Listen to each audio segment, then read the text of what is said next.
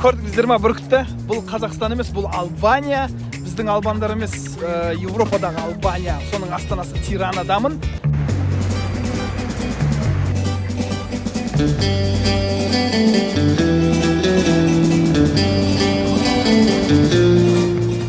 Тирананы түрк сұлтаны Сүлеймен Паша 1614 жылы қалаған болатын. Араға шамамен 300 жылдай уақыт салғаннан кейін ғана Тирана Албанияның астанасы атанды. Бірақ Албания өзінің тәуелсіздігін 1912 жылы алғанын білеміз. 400 жылға жуық уақыт Осман империясының боданында болған.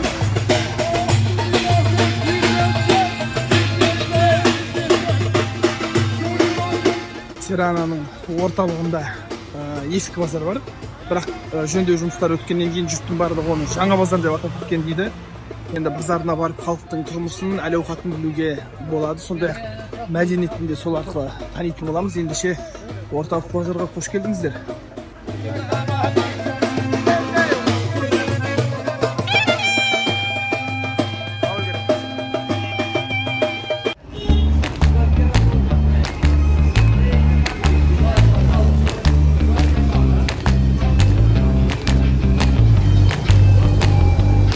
Шошқаның етін жейтіндер де табылады. Себебі халықтың 40%-ға жуығы христиан дінін ұстанады. Оның ішінде католиктер, православтар бар.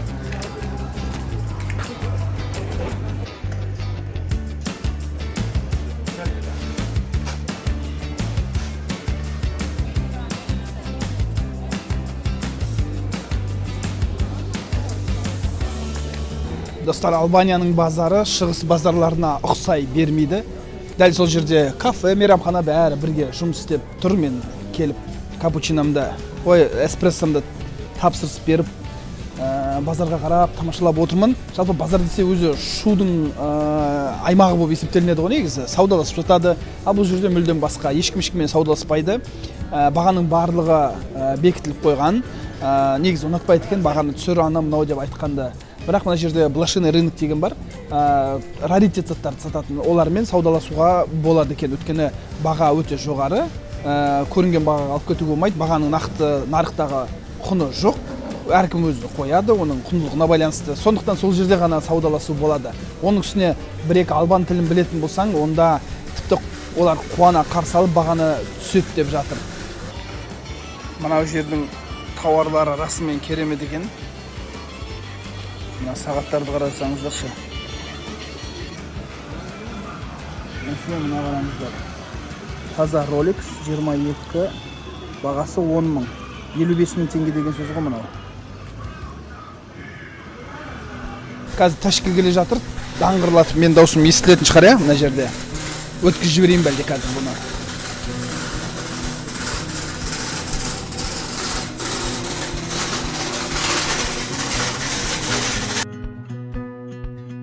Енді мынау орталық базар ғой, былайша айтқанда шамамен базар, бірақ сондай үлкен емес. Себебі Тирана халқы да онша көп емес. Шамамен тіркелгендердің саны 500 миллионға жуықтайды. Ал енді қала агломерациясын қоса есептегенде әр кетсе 1 миллионға жетер жетпес негізі. Жалпы Албания халқының өзі де 3 миллионға жуықтайды деп естігенмін. Сыртта шамамен 5 миллионға жуық албандар өмір сүреді екен. Албания өзі Қазақстанның бір облысының территориясындағы, тіпті оған да жетпейтін де шығар, өткенде кішкентай ғана.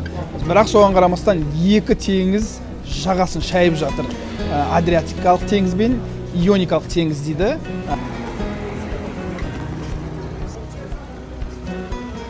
Алматыда Тастақ деген базар бар ғой. Қазір енді өзгеріп кеткен шығар. Бұрын үйлердің арасында сауда жасай беретін құрылыс материалдарын, сондай-ақ дәл осылай велосипед, оған керекті бөлшектерді мынау тура сондай еске салып тұр.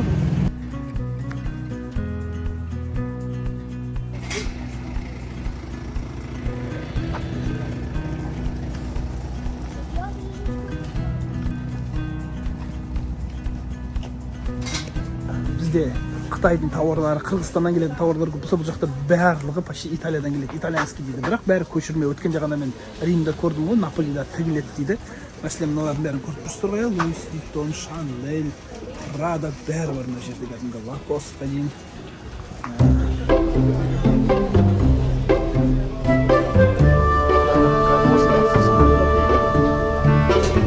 ең дәмді тағам базардың маңайындағы асханаларда ғой. Білмеймін, сіздер бұған келісесіздер ме, келіспейсіздер ме?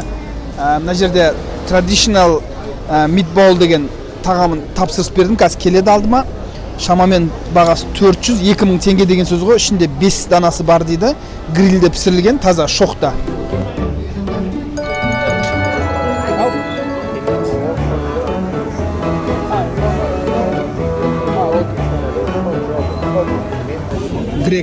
Грек йогурты, мынау митбал, және де наны. Ас болсын ағайындар, дәм ауыз тиіп көрейік енді. Өзімді ғана түсірейін, өткені маңайдағы түсіруге болмайды деп айтты.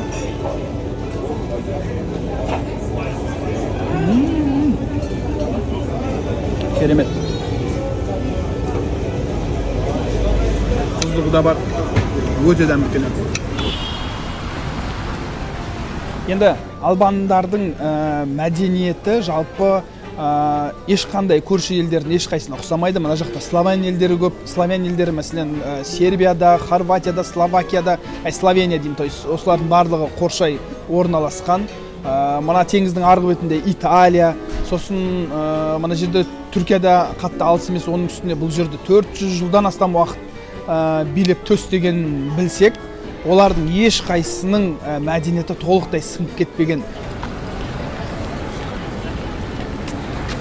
Коммунизм қиялынан әлде айға алмай жатқан секілді болып көрінді, әсіресе аға буын өкілдері, бірақ жастар Европаға, демократияға ұмтылып жатыр, оны анық байқауға болады.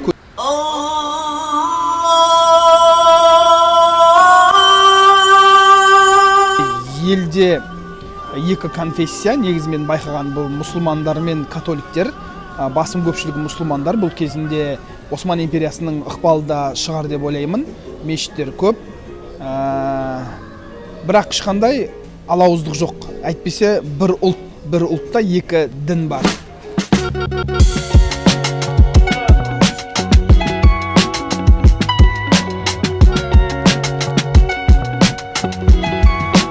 Мен қазір Венгрияда тұрамын да. Венгрияның экономикасы өте әлсіз, сондықтан халықтың да жағдайы жоғары емес. iPhone телефон ұстайтындар тіпті жоқ десек болады. Албанияда тура сондай, экономикасы өте әлсіз, бірақ соған қарамастан әрбір екінші адамның қолында iPhone бар ғой. Елде смартфонға аксессуар сататын дүңгіршектер өте көп.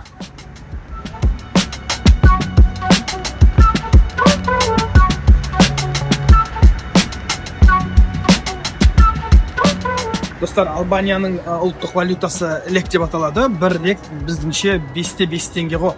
Біздікіне қарағанда сәл құндылау, бірақ біздің экономика бәрібір мықты Албаниянікіне қарағанда. Енді мен бұлардың ақшасының түрін көрсетейін, жаңағы банкоматтан шешіп алдым.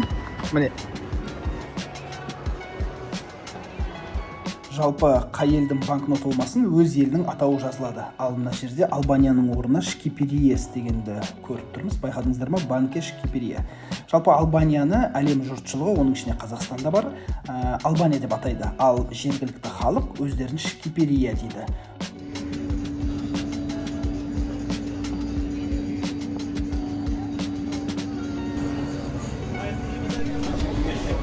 Арзан менен қымбаттың базары берер нарқы бар демекші, біз базар арқылы Албания халқының тұрмысы мен экономикасынан хабардар болдық.